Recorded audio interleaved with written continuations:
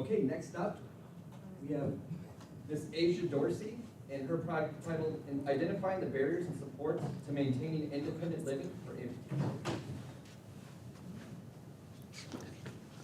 Hello, my name is Asia Dorsey, and my project is about identifying the barriers and supports to maintaining independent living for amputees. Before I start, I have some deliverables that I made for the clinic that you all can pass around. And these are just some resources I made that I thought would help to amputees to maintain independent living. But before I talk about my capstone journey, I want to take it all the way back to how I discovered OT and that journey first. I always knew that I wanted to go into the medical field, but I didn't know what exactly I wanted to do. I bounced around a little bit. I thought I wanted to be an OBGYN. I thought I wanted to be a physical therapist, but nothing was really fitting. I always just knew I wanted to have a career that was meaningful and always had a positive impact. Then one day I said, it was like junior year, I was like, okay, you need to pick something, and I just typed in like medical things, and then I found occupational therapy. I wasn't really sure what it was, so then when I read about it, and I thought to myself, oh, I could do this, and I realized that that was the right fit for me. When we got here, when we got to school, one of the first days, we talked about the end of the journey. We talked about the capstone.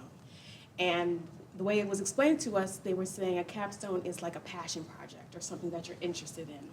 Now me, one of my first days, I was a little nervous. I was like, oh, I don't have a passion project. I don't have anything that I'm interested in. But they reassured us that they would help us along the journey and that eventually you would find something that you are interested in. Then in walks Great Lakes Prosthetics and Orthotics. They came and they did a presentation. They showed us the different prosthetics for adults and children. They showed us the different orthotics, both for adults and children. And I was interested. I was so interested that I thought I wanted to go there for my level 1 field work. And there I learned so much. I learned about the different prosthetics. I saw the therapeutic relationship between the prosthetist and the client. I saw some of the challenges that amputees have with their prosthesis and how if they don't have it, it can affect their day-to-day lives. And then I realized, oh, I'm interested in this. This is something that I can do my capstone in, my project in. And I wanted to do it because I wanted to discover what helps amputees maintain their independent living or what hinders them from doing that, and I wanted to see where does OT fit. So when I did some research, the research showed that the supports are supports from families, support from friends, and support from other amputees who have lived through and experienced the same thing. Your acceptance and the shift in identity was also a support, education on what it means to be an amputee, and also your spirituality. When it came to the barriers were some challenges with your prosthesis, challenges with the environment, and accessibility. So I found the support, I found the barriers, but there was a gap. I didn't see anything about an expertise from an occupational therapist. And I thought, oh, that's where I can come in. There were educational needs within this community that impact their ability to maintain independent living in their home environment. I figured that expertise from an OT can be that solution. It can bridge the gap and provide through adaptive tools or assistive devices or home modifications and recommendations that can be made. I wanted to create deliverables that you see that you're passing around that could be resources for the clinic and for people who didn't know about assistive devices, adaptive tools, or home modifications that can be done. So when I started my capstone experience, in order to gather that information, I created a self-report assessment form that had the patients identify their level of independence when it came to their basic ADLs, such as showering, bathing, toileting, and their IADLs, such as meal prep and laundry. And after that, I went in and did an interview, and I would ask them, what kind of assistive tools do you need?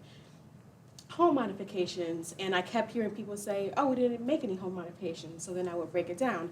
What about the bathroom? Do you use any bathroom tools? And they'd be like, oh yeah, we did that. I was like, okay, that's one. I was like, did you add grab bars? They're like, yeah, we did that. I'm like, that's another one. I was like, did you add a shower chair, change the shower head? They were like, yeah. I'm like, these are all adaptations that people had made, and they didn't even realize that they did that to help them with their independent living every day. And I asked about the different adaptive tools and assistive devices they use. I could see them for someone coming in a wheelchair, but I wanted to know what they use to get around in their home as well. And what I learned from interviewing and talking to people is that amputees are actually more independent than people think, because this is a shift in the way they usually do things, so they're actually very well at adapting. I gained a deeper insight into what amputees go through in their day-to-day and even their challenges that they face. And one of the biggest things I've learned from talking with them is that mindset is everything. One person I talked to said, the only thing you have control of is your mind. And I thought that was very beautiful, very inspirational. And another one told me how the Lord has given me the ability to problem solve. And from interviewing, I saw every day how amputees have to discover new ways of doing things. Even if they've been doing it the whole time, it might take a little longer. Something they did standing up, they might have to do standing down, but they're great at problem solving. And another big thing was you need to learn to trust yourself. Trust the people around you, trust the equipment that you use, but trust yourself to be able to remain safe and do what you need to do in your day-to-day. Now, from the deliverables you're passing around, I wanted to create a resource. I wanted to create a resource for amputees when it came to the adaptive tools they use, the assistive devices, and their home modifications. I used the most common that people were talking about, and I made sure to put it in the pamphlet, the first one, the little booklet.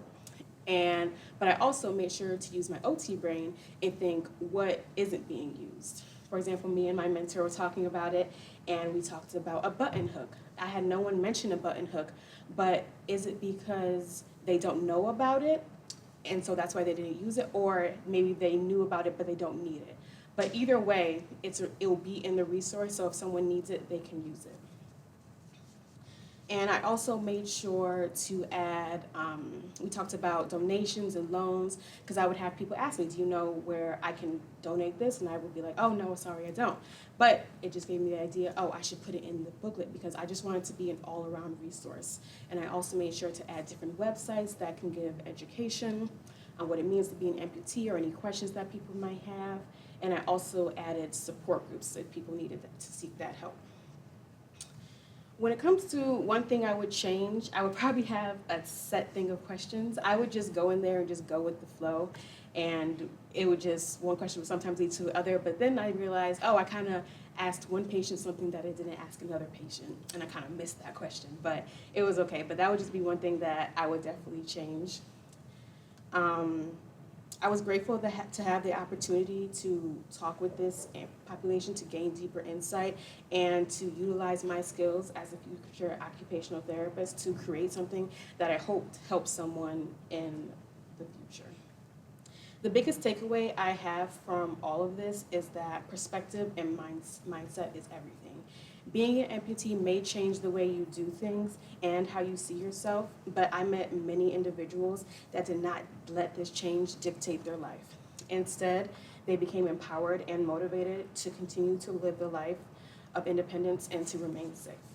Thank you for taking the time to listen to my capstone.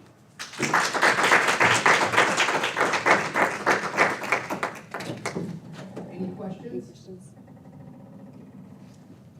Of course I have one.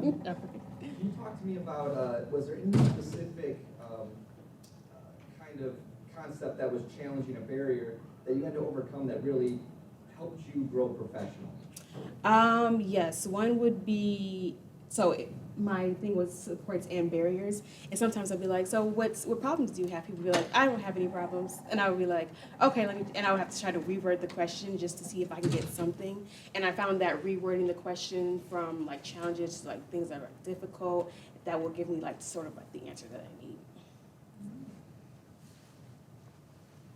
Congratulations. Thank you.